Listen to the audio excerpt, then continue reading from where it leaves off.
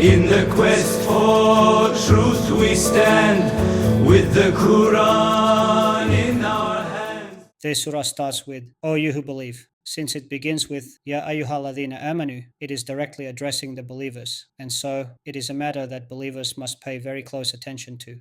O you who believe, fulfill your contracts. The ayah talks about aqd.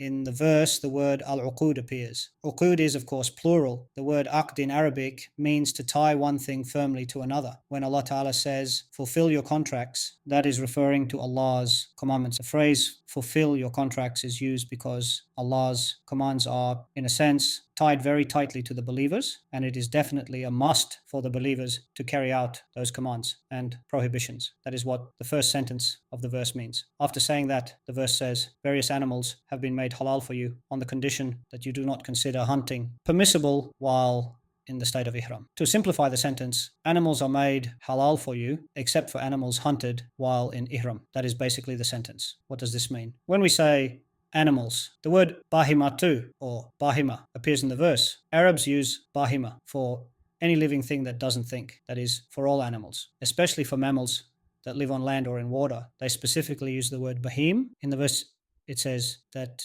all these behemoths have been made halal for you. After that, exceptions are introduced. The first exception is hunting while in Ihram. Hunting while in Ihram is forbidden, and if you do such a thing, the hunted animal becomes haram. Animals have been made halal. So what does that mean? In the explanation of this sentence, it is stated that one benefits from the animal by slaughtering it. This is not about riding it, but about slaughtering it and benefiting from its hide, bones, wool, meat, etc. Essentially, in the 4 to 5 verses that comes after this one, it is talking about food. Like this animal is haram, hunting is halal. It is clarifying whether eating or drinking something is halal or haram.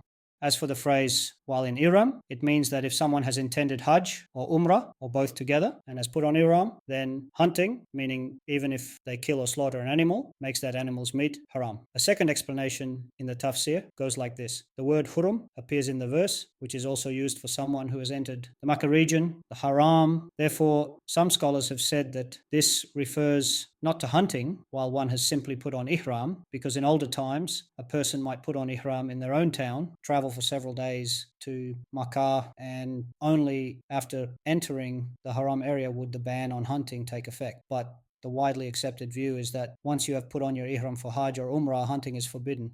After that, the verse says, except for those that will be recited to you as being haram. At first it said, the meat of animals, or animals themselves, are halal for you. Then it says, those that will be recited to you as haram are accepted. So in the upcoming verses, there will be exceptions to this permissibility, and what counts as halal will be clarified further, inshallah.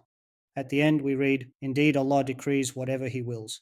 And another important point. When we say hunting, as further explained in the 96th verse of Surah Al-Ma'idah, we are talking about hunting on land, not hunting at sea.